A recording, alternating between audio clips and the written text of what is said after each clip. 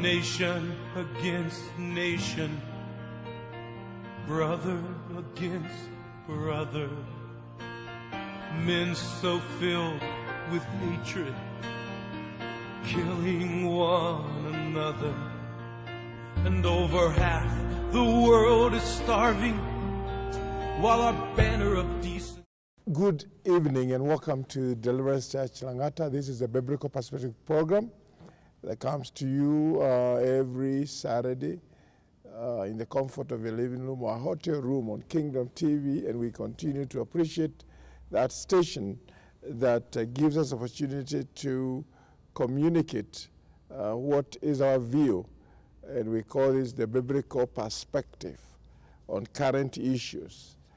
And some of the things that are going on in the press today, we saw some demonstrations yesterday for women in the street demanding the president should have at least 9 slots, I think, for the cabinet, something to that effect. And of course, we had a visitor, Justice Krieger of South Africa was also in town, and it was very interesting, some of the observations he made.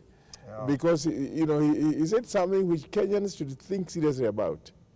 He said people cannot be going to court to think that they use the court as excuses to resolve election processes, because elections are not done in court.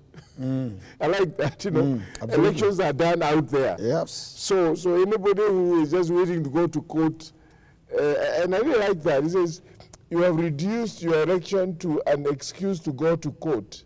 You have politicized and judicialized the electoral process. You have to set aside the political contest and dialogue. Those things are very, very different. They are critical. They are critical. Because, Pastor Weru, I mean, really, between me and you, what is election about? It is about making, getting the nation to know where the people want to go and who they want to take them there. And once that process is over, we can only take a context there if we completely feel like the process was completely hijacked by an illegal force. This is it. What my view is, and I'm very, very clear on that, is that election is about people going out there to sell their manifestos and ideas, and the Kenyans making a decision through the ballot. Yes. And determination is done at the ballot.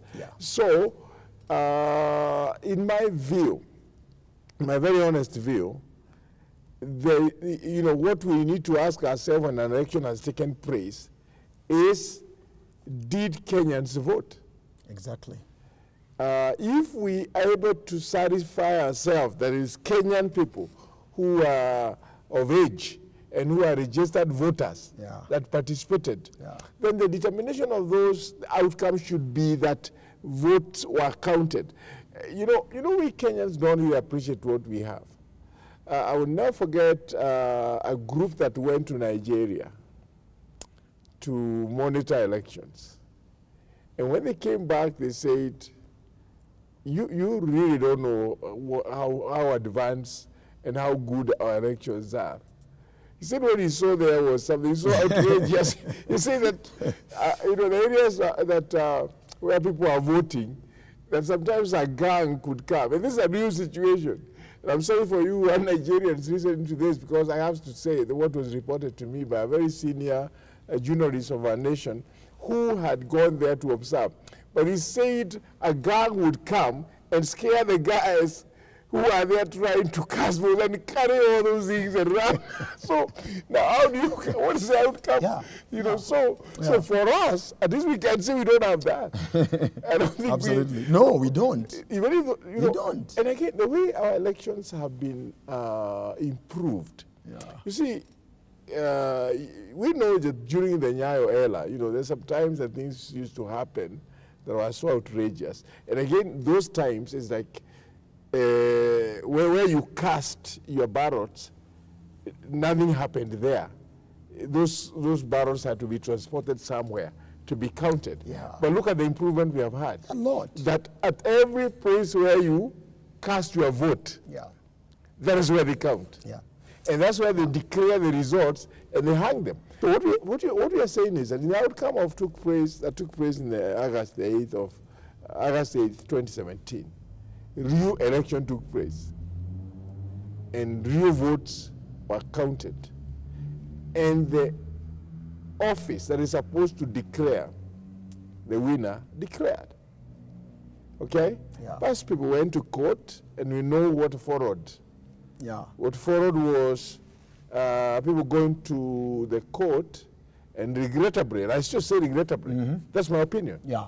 Regrettably, 4 of the judicious officers of the Supreme Court, decided against 2 to nullify the elections. Yeah.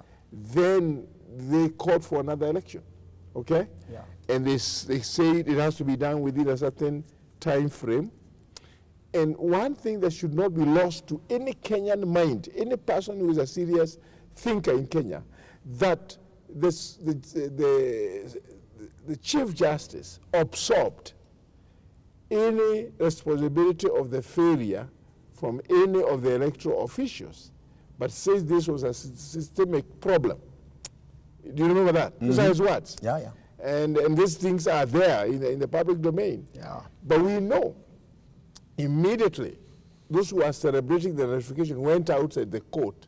They say they cannot trust IBC for the repeat election. Yeah. And we know how that went on. And that's why yesterday that issue came. And I like what the Chief Justice says, that whereas the law is clear about what happens should a candidate die in between, the lack of specificity in regard of withdrawal leaves us uncomfortable. Listen, do you understand? Yeah. Because should people be running for the knee and someone dies, definitely, Yeah. new, what do you call, recruitment of fresh, what do you call it? Fresh nominations have to take place. Yeah. But withdrawal, It was not anticipated. the key thing is this: how do you allow withdrawal, simple withdrawal, Yeah. to be a reason to cancel an election? No, yeah. Yeah. So it means that's the then word. the country is wasting so much money that somebody can be in the contest and just withdraw at once, And then they put want the country into a Yeah. quagmire and confusion. And I think that's why, Dr. Njuguna, Yeah. the drafters of the law in Yeah. that respect wouldn't have included just withdrawing. No. They would have been- Actually, Yeah. Parliament Yeah. is in session, and Parliament should completely scrap that thing. That part it should of it, have yeah. done by yesterday. Yeah. It should not be there in law. Because But a withdrawal, can constitute. Yeah. what would constitute a withdrawal would be very, very clear. But in this case, I really don't see what necessitates a withdrawal when you, in the first case, you have actually been in the court. This is and it. so the court says, let's go back here without criminalizing anybody Yeah. of the people Or the who process participated. who conducted Or the election. process. Yeah. So there is no you can withdraw because this is a directive that is very clear on what to do. You cannot withdraw with any other law other than the one anticipated by the court. And so that is one very clear thing that I feel it is critical. But the other thing is this: our politicians should actually allow us, Yeah. and I think that's what Kriegler is saying, our politicians should allow us, yes, to use the systems that are there to mitigate the differences that emanate from our ability to accept or not accept a process like that. But once we go through the established arms of the government to mitigate such kind of conflicts, we should actually respect that and go on. I think our politicians, what they are saying, that even if there is a court in Kenya, there is a parliament in Kenya, there is these hospitals, those decisions, people entrusted with those decisions is not enough. No. If we say that it's not enough, I think we are reducing our country into a fallen state, a rule of the jungle, or something like that. We really have to respect the rule of law in this country. We just have to. And I'm glad our Chief Justice discussed it in this paper yesterday. What do you think about these women who are trying to put pressure on the president, for cabinet position? That's another thing that in this nation we should also allow. Is the same thing, Dr. Njuguna, as saying that there is a court, and once we are not satisfied, we go to court. Yeah. When the court makes the decision, then we abide by that decision and we respect that decision. Yeah. It's the same thing. Once we have a president, and the president has come to a point where we have elected all the people we want, and he or she, the president in this case, Uhuru Kenyatta, has a prerogative. He has the prerogative to make that decision, and whether we are women, who is going to be the cabinet? Who will be in the cabinet? Based on the factors of the things that he wants to deliver. We should allow him to do that because the law gives him a few directions on how to go about it, and we should respect that and honor that. Yeah. In any case, that's what we call executive power. And that's very, very important. Yeah. So anyways, the other thing that of course we can comment a little bit about before is this issue about the issue of politics in the next 5 years will be shaped less by theatrics of the opposition, swearing in more by clench of underlying threads. Now, in your view, this issue about, have you ever known any place in the world where somebody saw himself to be the president and they ruled? Have you had any? No, Dr. Njuguna, I haven't. But even more than that, Dr. Njuguna, I think one of the saddest thing is the fact that this has been a process. Yeah. It has been a process since we began registering people and going through. If for sure there has been all our systems that check what we do, put check and balances in the way a nation is governed, has been able to come this far to a point where we have sworn in a president. I think it is fatal. I think it is shooting yourself on the foot. At this moment, I can say without a shadow of doubt, of course my own opinion, that doing that is tantamount to completely digging a hole and just jumping inside there in a really long hole. So that trying to swear yourself in, it doesn't help anybody, because it only causes, first and foremost, it makes all people who voted for me, if I were the one who was in the opposition and I didn't win, it makes those people never to recover, never to heal, always thinking that it's raising, for me, false hopes amongst the populace of those that did not vote the government that is in place right now. It is raising false hopes on those people. And I think, and until we stop thinking that there is any other way you can have a president in this country and appreciate the president you have, there is no way in the nation we shall actually be able to progress and be satisfied and experience the environment that is conducive for your growth and for my growth and for the economy and for anything you mention about. You continue to allow us to stay in a situation of stalemate. But I can for sure say it's to the disadvantage of the nation. So in my view, I think it's very, very important to respect the law of the land. Yeah. And I really feel bad that people can decide to move in a way that is illegal and hope that they can. I had a discussion that was taking place in this morning, Dibal, the interviews that he brings politicians. And I had one of the guys who was there, I don't have to mention names here, talking. And I said, why in my view, I suppose we should not even allowed to go to the platform or on television to say some things. Because what you are saying is so empty without any substance, especially if you are, hear somebody threatening that this has to happen, this has to happen. And what you are saying will happen cannot happen. Because, and that's the problem with pride, because when somebody is arrogant, they keep saying, I can do this, and of course, there are certain limitations that restrict what you can do. Yeah, absolutely. You know, like saying, this has to happen, this has to happen, we have to do this. You know, with you, who are you talking about? And how do you do it? And I appreciate even, Dr. Njuguna, as you say that, I appreciate the dialogue part of this, the calling of the dialogue. But the call of the dialogue, in my own opinion, if I wanted to dialogue with you, Dr. Njuguna, about any matter, I don't think I have to force you to come to the dialoguing table. It is a matter of us agreeing on what is on dialogue. I shouldn't be doing some things to threaten you to push you to come in the dialogue, especially if you are my father, especially if you are my president, especially if you are a person, by law, you have your own office and powers that are assigned to you by the Constitution. To threaten you is just like in a family, a child trying to threaten the father that they can come to the dialogue. To me, it is one of those heights of political immaturity, or just some gimmicks that are not healthy. Well, the good thing is you and I know that it's on this list now, considering today, what is only about 7 days remaining. And by the time this goes to air, it will be even fewer days. Do you understand what I'm saying? Yes. And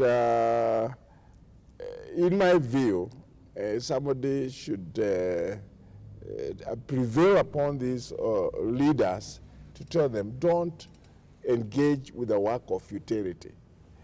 The greatest example we have, we ourselves know that in the country of Uganda, Bisije actually saw himself in. So what? What did he do? So, and that's what I'm saying even now, except that the government have the wisdom to do what is the right thing, I would think the best thing is maybe, and this is my opinion, I could be wrong, why don't you allow this person to go ahead and do what they are doing, then we see what they are planning to do with that. Because you see, there's no way, I say, there's no way you can intimidate a head of state. Because if the head of state can be intimidated, then where are you going to be yourself? Yeah, absolutely. Because he is ruling, and his rulership is secured by the Constitution. And he swore to defend the Constitution. So he better have the courage that he cannot take intimidation. Absolutely. Personally, I am glad that we're going to watch and see what happens. But anyways, very quickly, there are 5 things that are considered to be a threat to security in this country, and we cannot ignore them. Regrettably, one of that is actually election tension. Is a threat to the national security. To national security. Unity. Yeah, because you see, right now, everybody has hoped, and I've heard people say, most people within the business community, if you go through this city today, go to Kawangware, go to Kayole, go everywhere. People are going about their businesses. People are busy trying to think about how they're going to put food on the table for their kids. But then somebody brings some election tensions to disrupt that peaceful environment for you to go and open your shop or do the things you do to put bread on the table. Is it really worth it? No.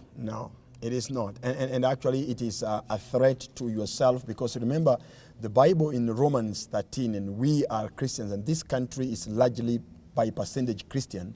So people understand when I say the Bible is very clear in Romans, that you will not be disciplined by the government if really you toed the line and you respected everything else.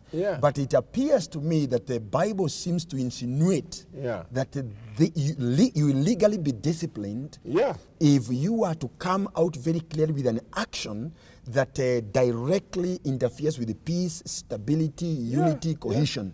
And that's why, to some degree, Dr. Njuguna, it will not be wrong for the government to completely go full throttle and refuse even our opposition leaders to actually swear a president, because it amounts to raising hopes to those who voted them to actually change their focus and say, we don't recognize you, we recognize you in their mind.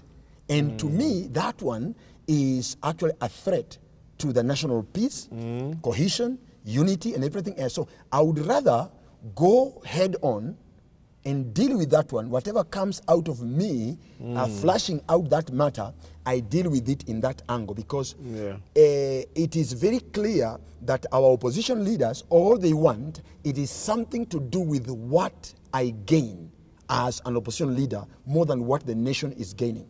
Because even one person dying in this country, a life being lost because of an action of a political leader, it is not acceptable. It's not acceptable. It's absolutely. No, nobody should die. So anything you are trying to do that makes people divide their mind and think that this is the leader and this is not, or make us compare after a constitutional election that has passed over, it is basically what you are calling a political, what do you call it, a tension. Yeah. You know, it's so sad in this country, really in a country where there are people who would like to always bring conflict for very, very selfish reasons. Now, the other thing, of course, that threatens the peace is terrorism, which it's very unfortunate, but the government has been trying to contain it for a while. Then, of course, we have juvenile gangs. And actually, at one time, I think there's police, either the police or one time a CS of internal had said that there were about 89 gangs. Listed about 89 gangs across the country. And of course, then of course we have cattle rustling, which is very, very regrettable, which has become, and of course we know about these areas of West Pokot, Kapendo, and all these kind of things. But you see, all these things can be addressed should there be the politicians, because all this is actually fueled by politicians. Have you ever thought about that? Yeah. That politicians sometimes fuel these situations. They do. Actually, someone was telling me that some of these animals you see being run around, you may think they belong to those people who are having those cows, but they actually belong to them. They're employed to take care of that. So anyways, I think as we think about this, I want us to think about the pillars of peace. And the Women's International League for Peace and Freedom have come up with a list of things that make up for peace. And we're going to be looking at these things to introduce them and then even carry a discussion beyond this program. And the pillars are very, very important, because for a building, you see, for this building to start secure, it's because of these pillars you see here. You know, if those pillars are not there, the building cannot be secure. Absolutely. So we will be discussing what are the pillars that make for peace in any country. And like I said, this is something that is developed by the Women's International League for Peace and Freedom. And we're going to be examining and seeing some of the issues that we must pay attention as a people. And we need a serious conversation. So that, and I've been an advocate of saying that the church should arise. The religious community in this country should arise and warn politicians and tell them we can't allow you to tear our country apart because of your selfish interest. You know, this country, like we've said many times, this country is bigger than anybody. But one of the things that gives me a lot of comfort is to know that God has not left us without a care. And like I believe that God is the one that is going to hold the nation together. And regardless of whatever anybody is planning, God himself is the one that will give Kenyans the peace that we so much need, so that our kids can continue to pursue their education. Mama Boga can continue selling the bogas to be able to get bread on her table. And all these issues are realities that cannot be ignored. So as we prepare for this, I want you to just take a moment and be able to talk a little bit about the praise of peace for national development. You see, Dr. Njuguna, when you think about peace, you think about something that would attract everybody else or suck anything that would want to invest on that particular space, because peace is so essential, is so basic to my personal security, to my life. Yeah. Peace is so significant to the gains after my own investment. And so even the investors and even the movement of people and goods from one point to another, all these things are really pegged into the factor of the perception of peace. Right. And when you disrupt the perception, leave alone anything else, just the perception. Yeah, just the perception. Even the perception that there is no peace, can you imagine? That affects the actual investment, the movement, and the general psychological peace of anybody. Wow. So it's so critical for a nation to be known to be peaceful. Yeah, I agree. I agree with you that sometimes it's not even the very disruption of the peace, but a general perception that there may not be peace. There may be no peace. Creating something that people, you see, like not even now, a lot of people were really hoping that everybody will accept the reality that really we are past the election. Yeah. Now we are in a new year. Yeah. Please, the election is over. Let's not talk about the election. But now when you see people going around saying they are forming county assemblies, which don't find a platform in the Constitution, and that's why I'm glad that the Attorney General has gone to court in a certificate of urgency, so that the court can completely condemn those so-called county assemblies. Yeah, because they don't have peoples. It's not county, it's actually called people's assembly. Yeah. So they are ignoring the National Assembly, the county assemblies, and listen, that's right, and now creating another assembly. Yeah.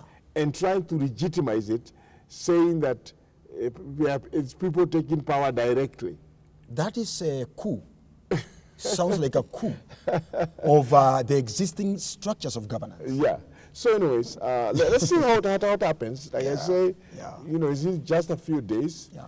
I'm glad there are some politicians who have said, listen, I cannot participate with that. I will not even attend. Even if they're on the other side, they say, no, that one I can't. It's because of being principled. And I hope we can appreciate that. Now, we're going to wind up. You just pray to close this program. Okay. And we'll discuss the issue of peace and the way forward. Let's pray. Father, we thank you that this nation has had a lot of good things said about Kenya. And our prayer is that, God, you will keep us from wickedness and from those who will plan evil, so that we can stay together in peace. From the east to the west, from south to the north, all the Kenyans will enjoy the peace and tranquility that we have always enjoyed without any schism. So we pray for your blessings in Jesus' name. Amen. Yet in the midst of this darkness, there is a hope.